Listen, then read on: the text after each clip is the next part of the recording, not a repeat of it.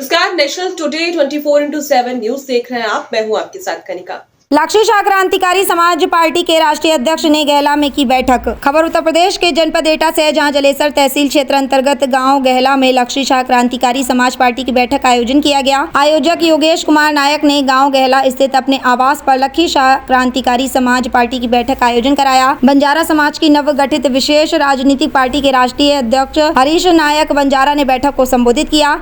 हरीश नायक बंजारा ने अपने संबोधन में बताया कि बंजारा समाज को सभी राजनीतिक दलों ने इस्तेमाल किया है।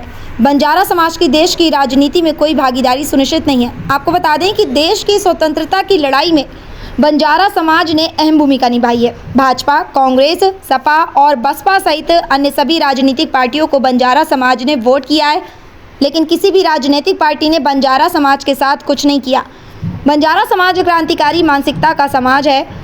स्वाभिमान के साथ बंजारा समाज ने कभी कोई समझौता नहीं किया। हमारी घुमंतू बंजारा जाति को सरकार ने ज़बरदस्ती अपराधी प्रवृत्ति की जाति घोषित करते हुए अपराधी होने का तमगा दिया है। बंजारा समाज हमेशा से दूसरी पार्टियों की गुलामी करने का काम किया है, लेकिन अब बंजारा समाज को किसी भी राजनीतिक पार्टी की गुलामी करने की ज़रूरत नहीं है। अब अपनी लक्ष्य शाह क्रांतिकारी समाज पार्टी में पूरे मनोयोग से काम करते हुए सभी राजनीतिक दलों को मुंहतोड़ जवाब देने का समय आ गया है।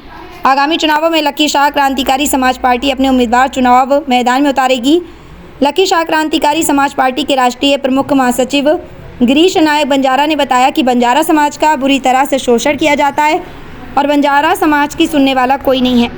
एटा से हमारे जिला संवाददाता अध्यक्ष जी, आपका बहुत बहुत स्वागत है। और आज यहाँ पर जलेसर विधानसभा में आप गहला गांव में आए हुए हैं, क्या योजना है और क्या व्यवस्था है? योजना हमारी बिल्कुल साफ है कि हमने बंजारा समाज को लेके और जो हमारा 12 समाज एक कहलाता है हम लोगों की भाषा में, जिसमें ये सांसी, भातू और आप ये समझिए कलाबाज, इस तरीके की 12 जातियां हैं। इनको लेके हमने जो है लक्ष्य शाह क्रांतिकारी समाज पार्टी का गठन किया है। ये सब हमारे साथ हैं। बंजारा समाज एक बड़ी संख्या में प्रदेश में रहता है और हमारे समाज की भी कोई भी सरकार, कोई भी पार्टी कोई गिनती नहीं करती है। तो हम अब ये चाहते हैं कि जैसे आपकी जलेसर विधानसभा ही है, यहाँ पे करीब 12 से 14 हज़ार हमारे वोटर हैं और यहाँ के विधायक जो हैं वो 5,000 वोटों से जीते हैं। तो मैं एक बात दावे के साथ ये कह सकता हूँ कि वो 5,000 वोट मेरे बंजारा समाज के हैं और मेरा बंजारा समाज के लिए उन्होंने कोई भी काम आज तक नहीं किया है। किसी तरीके का कोई काम नहीं किया है। जितने भी गांव हैं, जरानी है, गहला है, अभी मैं हसनगढ़ भी गया था, सारे रास्ते मुझे ऐसा लगता है कि जैसे हम पुराने 40 साल पहले के गांव में आ गए हैं। कहीं पे भी कोई किसी तरीके का विकास बिल्कुल नहीं दिखाई दे रहा है। तो हम ये आने वाले चुनाव में हम लोगों का समीकरण बिगाड़ने का काम तो जरूर करेंगे। जी जी जी। अच्छा, आगामी चुनाव में आप लोगों के बीच अपनी क्या क्या जो है मुख्य चीज़ें लेकर जाएंगे जिससे चुनाव का वो मापदंड तय होंगे? हमारी एक बहुत पुरानी मांग है अनुसूचित जनजाति की। जी।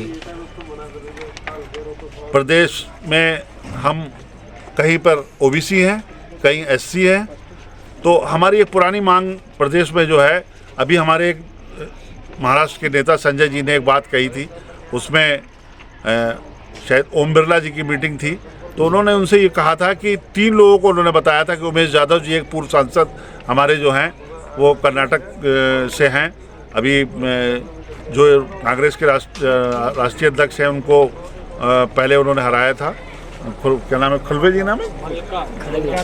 खड़गे जी, मल्लिकार्जुन खड़गे जी, उमेश यादव जी और एक और नेता। तो उन्होंने बताया था संजय जी ने कि मैं ओबीसी में हूँ, ये एसटी में है, वो एससी में है। तो जब एक देश, एक जात और एक आरक्षण की जब बात चल रही है, तो पूरे भारतवर्ष में बंजारा समाज को एसटी का ही दर्जा क्यों नहीं दिया जाता है? तो हमारी ये मांग है कि हम लोगों को एसटी का दर्जा दिया जाए, हमारे गाँव को राजस्व गाँव घोषित किया जाए। जातिगत जनगणना हमारी एक विशेष मांग है, इसीलिए हमने राजभर जी के साथ भी जुड़े थे। हमने ये उन्होंने वादा किया था हमसे। हमारा एक मथुरा में आश्रम है, उस पर लोगों ने जो है भूमाफियाओं ने कब्जा कर रखा है उसका भी हमें ये वादा हुआ था कि उस